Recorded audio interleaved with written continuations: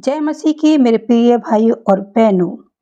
प्रभु यीशु मसीह के सामर्थी नाम में आप सभी का स्वागत है। आज का संदेश उन सभी लोगों के लिए है जो अपने भविष्य को लेकर चिंतित हैं, जो मेहनत तो बहुत करते हैं लेकिन सफलता नहीं मिलती, जो प्रार्थना करते हैं लेकिन उत्तर मिलने में देर हो रही है।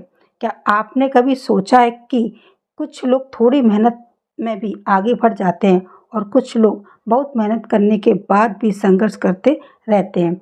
बाइबल हमें सिखाती कि सफलता केवल हमारी बुद्धि या ताकत से नहीं आती बल्कि परमेश्वर की आशीष से आती है।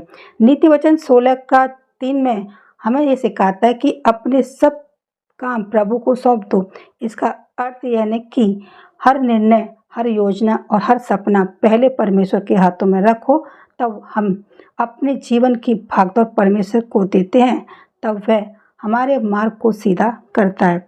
लूका 16:10 और 11 हमें याद दिलाता है कि जो छोटी बातों में विश्वास योग्य है वही बड़ी बातों में भी विश्वास योग्य होगा।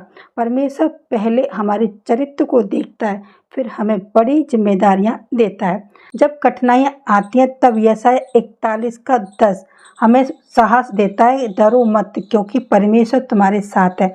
इसका अर्थ यह नहीं कि कठिनाइयां नहीं आएंगी, बल्कि यह है कि कठिनाइयों में भी परमेश्वर तुम्हें अकेला नहीं छोड़ेगा।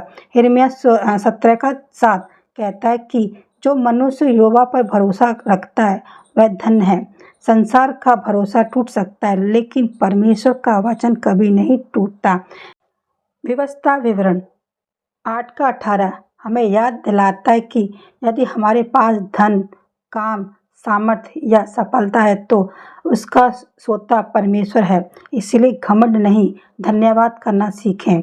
भजन संहिता 37:4 कहता है कि प्रभु में आनंदित रहो। जब हमारा सबसे बड़ा आनंद परमेश्वर होता है तब वह हमारे जीवन को अपनी इच्छा के अनुसार आशीष देता है।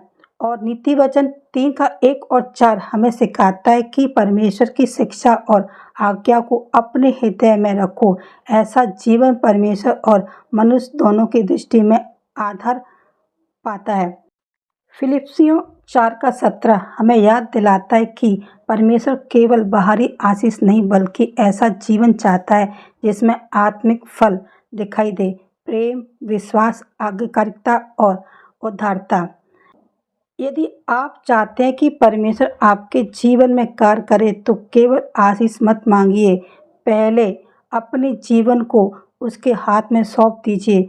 विश्वास योग्य बनिए, उसकी आज्ञाओं का पालन कीजिए और हर परिस्थिति में उस पर भरोसा रखिए। तब आप देखेंगे कि परमेश्वर समय आने पर आपके लिए ऐसे द्वार खोलेगा जिन्हें कोई मनुष्य बंद नहीं कर सकता। आइए हम प्रार्थना करेंगे।